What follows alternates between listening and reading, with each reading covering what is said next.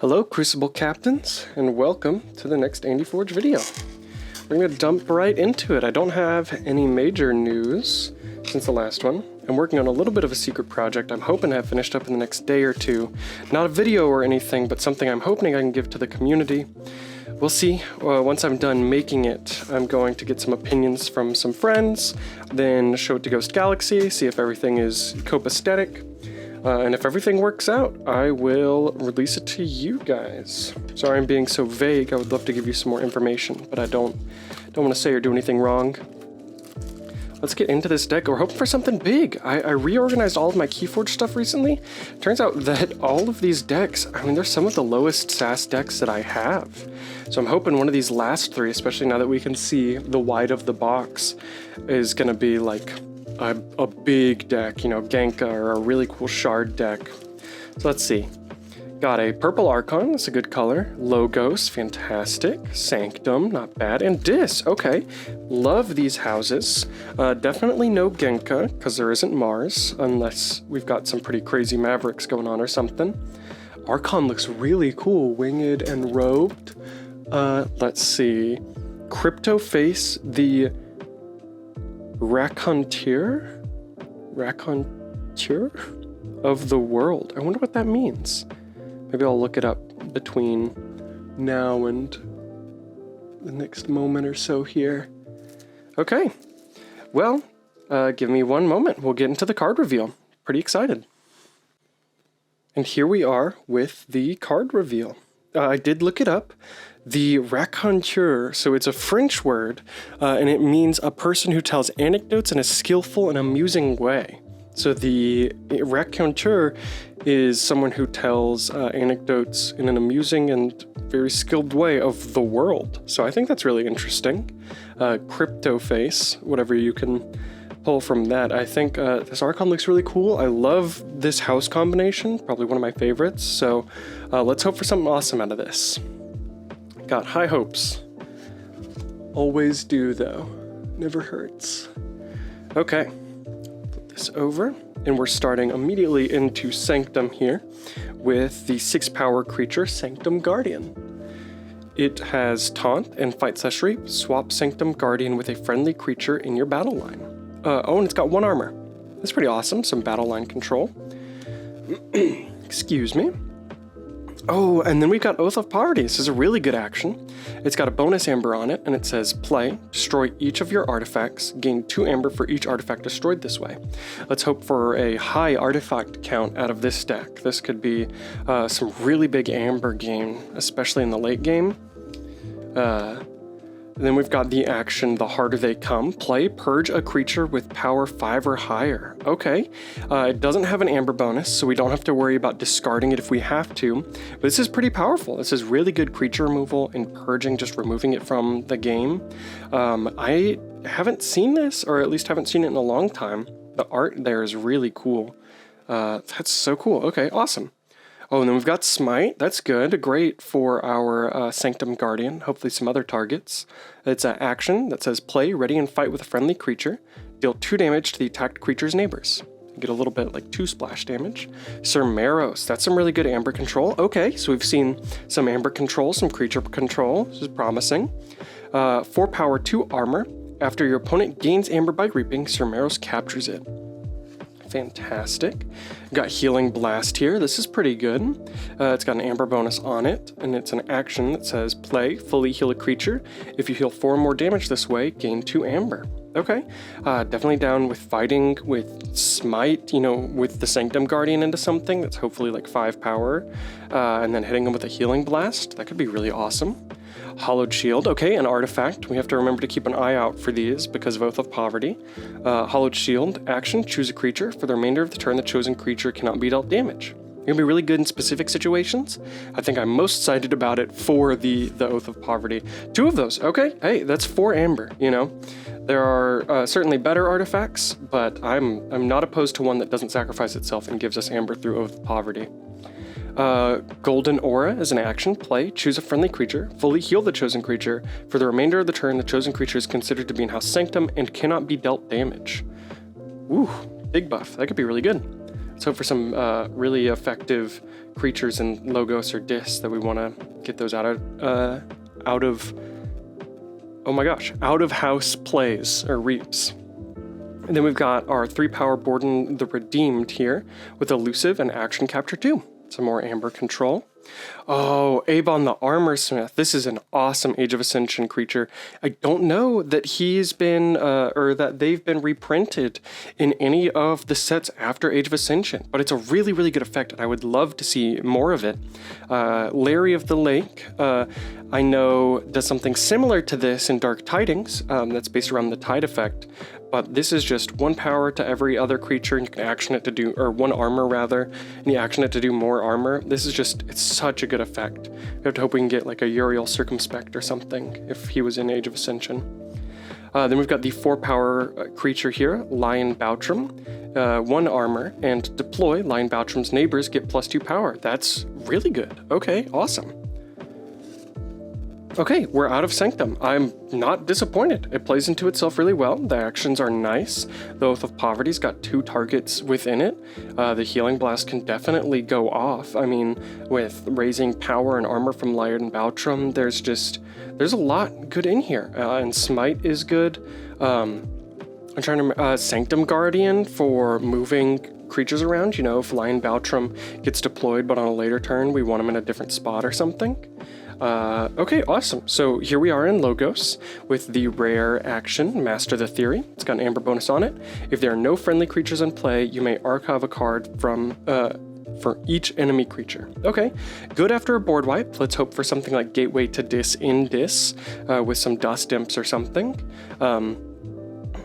But the Sanctum, we did have a lot of creatures. Let's hope that we have ways to combo this. I think right now we're not looking at being able to just play it with like our average board state.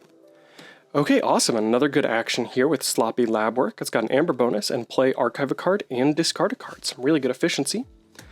Rocket Boots. Okay, so we're really hoping for a really good reap effect from one of our creatures. This creature gains Fight/Reap. If this is the first time this creature was used this turn, ready it. Ooh, another artifact. Awesome. So that Rocket Boots was an upgrade, sorry. And then Quantum Finger Trap the artifact. It's got an Amber bonus on it. And action, swap the position of 2 creatures in your battle line. Some more battle line control. And another 2 Amber for our Oath of Poverty. Then we've got the ZYX Researcher for some good recursion. 2-power creature with play, archive the top card of your deck or the top card of your discard pile. Let's hope for a really powerful... Okay, awesome. This would be a good action to archive with ZYX. It's awesome to keep a good creature control on hand. So this is the action standardized testing. Play, destroy each creature with the lowest power and each creature with the highest power. We can get multiple plays out of that. That's good. Professor Sutterkin, 2-power creature with Reap. Draw a card for each friendly Logos creature. Good efficiency. Poke, we've seen a lot of this one recently. It's got a bonus Amber on it. It's an action. It says play, deal 1 damage to an enemy creature. If this damage destroys that creature, draw a card. Ooh, and then we've got Pip Pip, some more good creature control. 2 power, and after an enemy creature reaps, stun it. Oh, and then Library of Babel, some really good efficiency, and that's another 2 Amber from our Oath of Poverty. This is great. There are a lot of decks where sometimes I'll come out with no artifacts or 1 or 2 artifacts maybe. So we're already at 4 in the second house. I mean, this is... and it's a double. Wow. Oh, this deck plays into itself really well in these 2 pods. Let's hope Dis doesn't throw that in the gutter, and then some more really good efficiency. I'm really happy. I hope the SAS for this one is pretty big. It's probably going to be 60-something. We've been dealing with some pretty low SASs, so I think I've been set up a little bit by this display, but this is awesome. So Lab Work has a bonus Amber on it. It's an action. Play, archive a card. Okay, and we are out of Logos. Into Dis, we're starting with Onyx Knight, which is some more great creature control. We've got a lot of recursion, we've got a lot going on, and we kind of want our creatures gone for the Master the Theory, so I don't mind. It's a 4-power creature with destroy each creature with odd power. It would have been awesome if we got I think it's called the Opal Knight. I'll put it on the screen, the Sanctum equivalent of this guy from this set. If we could have had both, that would have been really funny. Tentacus, okay, so some artifact control, really minor, but 5 power creature with your opponent must pay you 1 amber in order to use an artifact. If we have no ways to destroy artifacts, Tentacus can be pretty nice. Then we've got the 2 power creature Spider with Skirmish, and Spider gains poison when attacking enemy creature on a flank, or attacking an enemy flank creature, not bad. So we do have some artifact control, some really good artifact control actually. Poltergeist is an action here, a Poltergeist. It's got an amber bonus on it, and it says play, use an artifact controlled by any player as if it was yours, and destroy that artifact. 2 of those, okay, that's really good. We've got Schuler here for a bit of amber control. It says play if your opponent has 4 more amber. Sorry, 4 more amber, steal 1 amber. 4 amber or more is what it says. That's why I was tripping myself up. Then we've got the action here, not finished with you. It's got an amber bonus on it, and play, shuffle any number of creatures from your discard pile into your deck. So again, some great recursion. We haven't seen any like dust imps or anything. I think our Onyx Knight destroys odd powered creatures. So trying to think if there's any odd power creatures we really want to destroy. I don't think so, and I'm pretty sure Dust Imp is 2 power, if we got any, but Lash of Broken Dreams, some more amber control here, and another artifact. That's awesome. So what does that put us at? That's 2 Hollowed Shields, 2 Library, what's it called? 2 of the libraries that we just saw, and then Lash of Broken Dreams. So if we can get all of those out, that's 2, 4, that's 5. I feel like I'm missing 1, but still, if we can get all of those out before our Oath of Poverty, that's 10 amber. And Oath of Poverty doesn't give you any chains or anything, so that's really good. Exhume, some more really good recursion here. It's got an amber bonus on it, and play, choose a creature in your discard pile. You may play that creature as if it belonged to the active house and was in your hand. We did get Dust Imps. They are even power, or a Dust Imp. Destroy, gain 2 amber. When the demon's away, the imps will play. We did get 2 Dust Imps, nice. And then finishing with a Charette. Not bad. So play 3, capture 4 power creature, play, capture 3 amber. I'm all frazzled. I'm saying things all kind of weird and wrong. This is good. I mean, I'll give a sass guess now. If I'm being realistic, I think it's probably like mid to high 60s, maybe 65, 68. It'd be awesome to see a 70-something sass deck come out of this display. The last couple have been 50-something, but I mean, this seems really fun to play. It's got all of the stuff that I like, the efficiency and recursion from Logos, the kind of board and state control from Sanctum, as well as some minor amounts of amber control from them, and all of the kind of recursion and tomfoolery that comes with Dis, their amber control, their amber gain, etc. I think this has got a really healthy balance of amber control, amber gain, and creature control. And we had 2 Poltergeists, so I think it's got it all. It's just how efficiently it can pull that off. I think the Master the Theory might give us a -1 meta, just because of how many creatures we do have, but we have a lot of ways to wipe the board, so I don't know how much that'll matter. Our board wiping is very selective, though, with either odd creatures at the highest or lowest power creature, but I think you can assemble your board state in a really effective way to do that. Wow, okay. Let me not hold you guys up any longer. I will be right back with the deck breakdown. And we're here now with the deck breakdown. We've got our usual piles, the amber control, expected amber, artifact control, and creature control. I was pretty spot on with the sass. There it is. I gave a pretty wide range, so it would have been hard for me to miss, but 68 sass. It's not bad. The meta is coming from, let's see, we've got good artifact control, and we've got a board clear in the form of Onyx Knight. Surprised that standardized testing doesn't count, but I guess it could technically just be 2 creatures. And then the -2, the anti-synergy, it actually doesn't come from Master of Theory. We didn't have as many creatures as I thought we did. In fact, we had a slightly below average number because of how many artifacts we had. The anti-synergy actually comes from the fact that with Onyx Knight, we have a bunch of odd power creatures. Schuler, which we don't really mind dying, but then we have Tentacus, Abund, and Borden the Redeemed, and of those 3, we don't want any of them to die, so we have to be careful when we play them. Standardized testing also has a lot of targets that we can hit. We have a lot of 2-power creatures. Things like Dust Imp, we don't mind getting hit. Pipit, ZYX Researcher, we don't mind getting hit, but then Spider, Pipip, and Professor Sutterkin can also get hit. We don't want them to. And then we have the Sanctum Guardian, which is 6 power. And it doesn't mention it here, but Lion Baltram would boost power as well for those higher power creatures. So it could pull the 2-power people out of range, which I guess we'll have to keep in mind when we're playing to try and get Lion Baltram next to low power creatures. But it can also push the heavier power people into that standardized testing range. And then Tentacus has anti-synergy with Poltergeist, because Tentacus you want to keep on the board, and you want your opponent to keep their artifacts, because if they use them, they have to pay you an Amber, and Poltergeist just destroys them. And then Professor Sutterkin's got some pretty big anti-synergy, because we don't have very many creatures in Logos. I can actually double check here real quick. We've got 1, 2, 3. That might be it. Yeah, there are 3 Logos creatures counting Professor Sutterkin, ZYX Researcher, Professor Sutterkin, and Pipip. Which isn't very good, but what are you going to do? If we can get it to go off, that's awesome. If not, then that's life. Just have to work around the other efficiency, which we are certainly not lacking in. Okay, so that was that for the SAS. Here is our extras and counts. We've got 11 bonus Amber. That's a number that I'm sure you guys know by now I wish was higher, but our expected Amber makes up for it when we look at that later. I think our expected Amber is pretty good. Got 14 actions, which is about 1 above the average.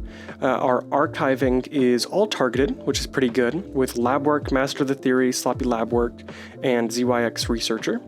That's 4 archiving, all of it targeted. Then we've got 15 creatures, which is, I think, 3 creatures about below average, but that's because it was all put into our artifacts, which is, that's exactly what we wanted.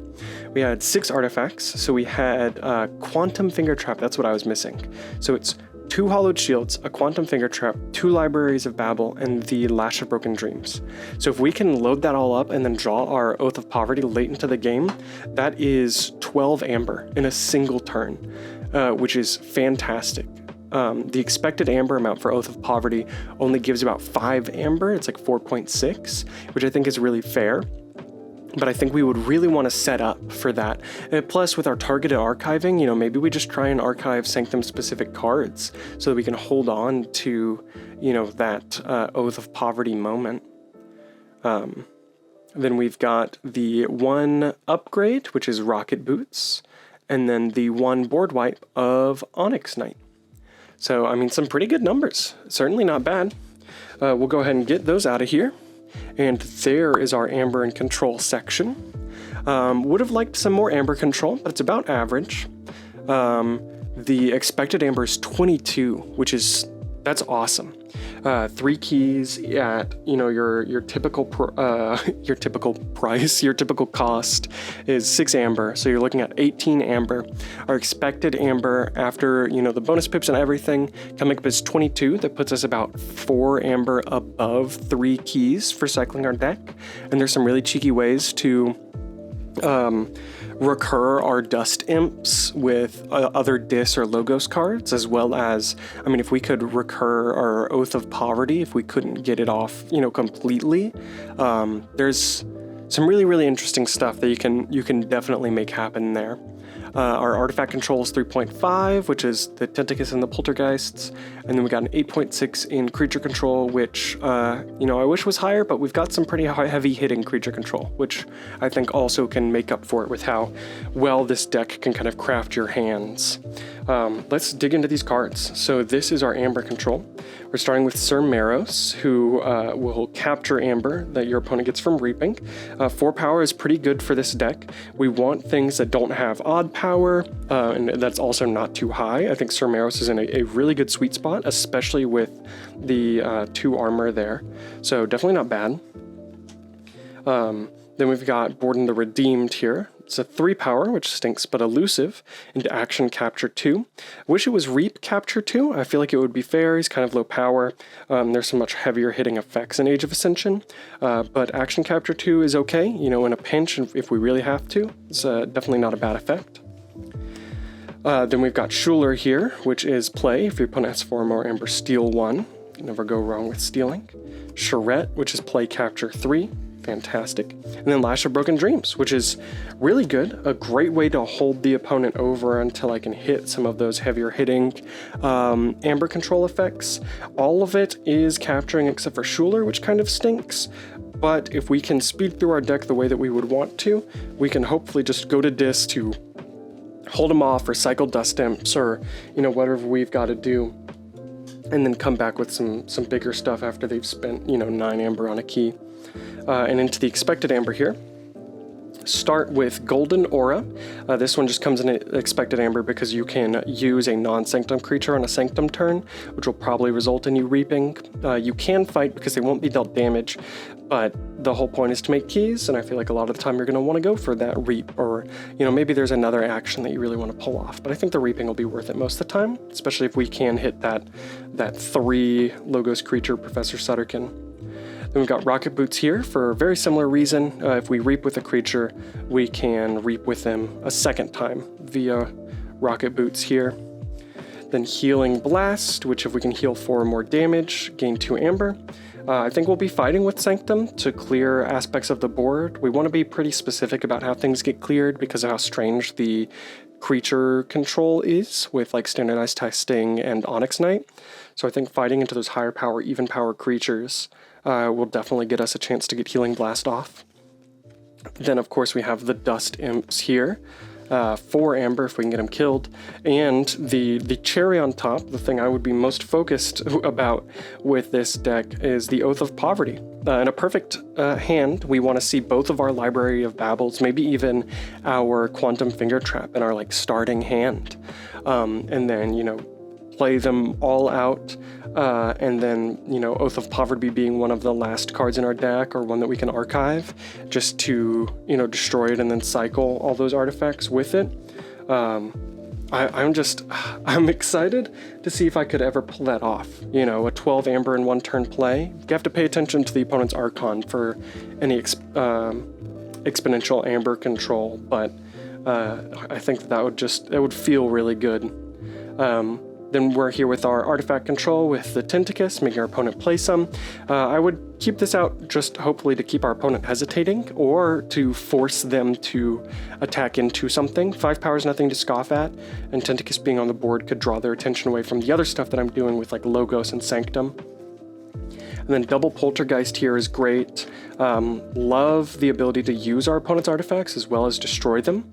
And for those of you who don't know, if you're relatively new to KeyForge, hi, welcome to my 10th video. Hope you've been enjoying them. But one of the main rules of KeyForge is that you resolve everything that the card says, or resolve as much as you can. So with Poltergeist's wording, it says use an artifact controlled by any player as if it was yours, period, destroy that artifact. So even if there's something like the Banner of Battle that can't be used, you can target it, attempt to use it, you can't use it, but then it would still get destroyed by Poltergeist. So just keep that in mind. If you're playing with Poltergeist, even if you can't use the artifact, you can destroy it. It's gotten me out of a lot of jams. This is a really, really good card here. And then lastly, we're looking at our creature control. Starting with Spider here, the Skirmisher with Poison. It's great for hitting those flank creatures. If our opponent just played a really important creature that didn't have deploy, we could keep Spider around, hopefully. It's got even power, so Onyx Knight won't kill it, even if we play it before Onyx Knight on a Dis turn. So it's good. I mean, Poison, for those of you who don't know, Poison, just any damage that's dealt to the creature from a creature with poison destroys that creature. So be really powerful. If you're in the right situation, if specific. Poke here, dealing 1 damage to a creature, hopefully destroying it. It does say enemy, so you have to be careful. Make sure your opponent has a 1 power enemy creature on the board. Standardized testing will work against this a little, but let's hope they show up in the same hand and we just play it to the best of its effect. Then we've got Pip, making it so that our enemy's creatures get stunned after they reap. It's fantastic, a great way to slow down our opponent, especially with a game where we are trying to, speed through our deck and get off a specific combo, hopefully multiple times. And then we've got the harder they come here. Play, purge a creature with power 5 or higher. That can be really great. Some targets that come to mind. Ducilis is a really good target for this, especially after capturing all of your Æmber. I'm sure there's more. Antony from Star Alliance, I think he's high power? He might not be. But there's a lot of high power creatures that can really hold up a game for you. So being able to just purge them from play, or if your opponent gets in a position where they have a creature with a destroyed effect that's high power, you can completely subvert that. I think Troubadour would be a good one, because I think Troubadour is play they lose, and then destroyed they gain. They have to lose 3 Æmber to play Troubadour, and then they gain 5 when it's destroyed, and I'm pretty sure it's 5 power. So just purging them, your opponent lost 3 Æmber for playing a card, that'd be pretty good. Then we've got Smite here, which will let us ready and fight with a creature to deal 2 damage, and do like a 2 splash damage effect to the creature we're fighting's neighbors. This is pretty good. One of the things that I really like about Smite is its ability to play out of house. I think it lends itself to Sanctum a lot, so a lot of the time you might want to like reap with a Sanctum creature and then Smite with it. But if you've got a really good fight effect outside of Sanctum, which I don't think I had any like super of note, this could be a great way to kill our Dust Imps if we really need to, or really want to like recur them on a Logos turn following up or something. But the out-of-house play that comes from Smite is really good, can be really tactical. Then we've got our standardized testing here, of course, destroying each creature with the lowest power and each creature with the highest. Each is important because if you have multiple creatures of 1 power and multiple creatures of like 9, and that's the highest and lowest power, all of the 1 power and 9 power creatures die. And we've got Onyx Knight here with 4 power on play, destroy each creature with odd power. I will not be denied.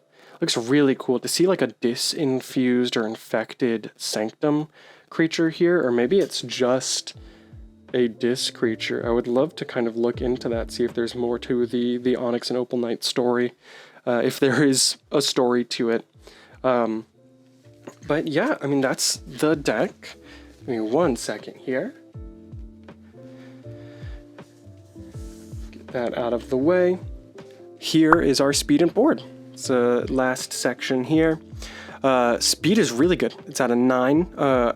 All of that is Logos, which makes sense. The Library of Babels, the sloppy lab work, the Master of the Theory, if you can get it to go off. A lot of efficiency there. Our board power is actually pretty low, or at the very least, it's average. It's not very high. At a 58. I think some of that comes from the standardized testing and the Onyx Knight killing our own creatures, kind of reduces that power. Our highest power creatures are like Cermeros and Sanctum Guardian. Then we've got some pretty good recursion with Exhume, ZYX Researcher, and Not Finished With You. Some really good creature protection with Lion Baltrum, Sanctum Guardian, and Abon the Armor Smith. And then in other, we've got both of our Poltergeists, probably just because of the weird effect of you using your opponent's artifact can get kind of finicky. But that's everything. I'm super pumped. The energy keeps rolling for me with Winds of Exchange and stuff coming up. Super excited to keep pumping these out every Monday. I'm super glad that we got to see an above average SAS deck. It's got a really cool name. Taught me a word. Always love learning. So I hope you guys have a great rest of your day. And as a good friend always says, remember the most important part of KeyForge is the friend sitting across the table. You guys have a great rest of your day.